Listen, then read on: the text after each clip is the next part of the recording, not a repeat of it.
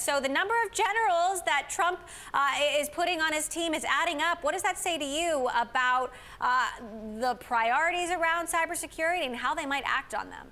Yeah, it certainly says that Trump is taking national security very seriously. I think the challenge is that on the one side, Trump's going to have a set of advisors who understand how big a challenge cybersecurity is. And on the other hand, President-elect Trump has been out talking a lot about the fact that he wants less regulation, not more. And so that's going to be a real challenging balance for the administration, I think. Now, Trump will be meeting with tech leaders in Washington next week, including Cisco CEO Chuck Robbins, Oracle co-CEO Safra Catz. What do you hope their message is to him on this particular issue? On the cybersecurity issue, I would hope that the message that would get conveyed is the importance of continuing a public-private partnership to better protect companies and enterprises and basic pillars of the American economy. I think we recognize, and I think President-elect Donald Trump is recognizing that he has things to learn as far as policy, and I think he can learn a lot from leaders in Silicon Valley.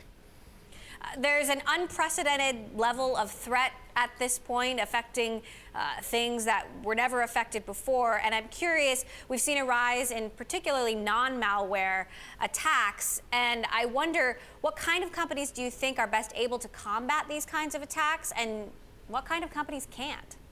Well, Carbon Black is a leader in this next generation of cybersecurity, and we're helping hundreds of companies across the globe every year with the challenge of cyber attacks. The attacks continue to advance against consumers and against companies every year. And as you said, one of the big attack vectors these days is actually attacks that don't even drop a payload. They're actually using software that's trusted already in the environment, communication protocols that are already trusted. That's a real challenge for traditional players. If you look at cybersecurity and the companies that have been around for a long time, like Symantec and McAfee, it's a real challenge for them, given the way that they've built their products over time to combat these new types of attacks. Speaking about IPOs, just a moment ago, Bloomberg has reported that you've hired banks to explore an IPO. I know you've taken a number of other companies public. Do you see an independent Carbon Black as being the best path for the company, and where do your plans stand?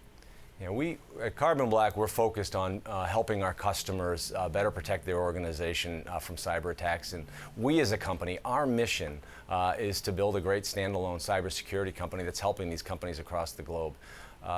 Public markets, private markets, how you capitalize your company, it's all steps along the way to ensure that you can build something that is really helping customers in a meaningful way. And that's what we've said externally, and that's the message for my employees and for my customers.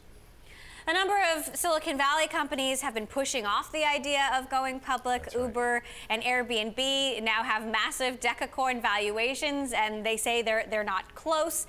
Is that the right attitude, or should they be taking the plunge?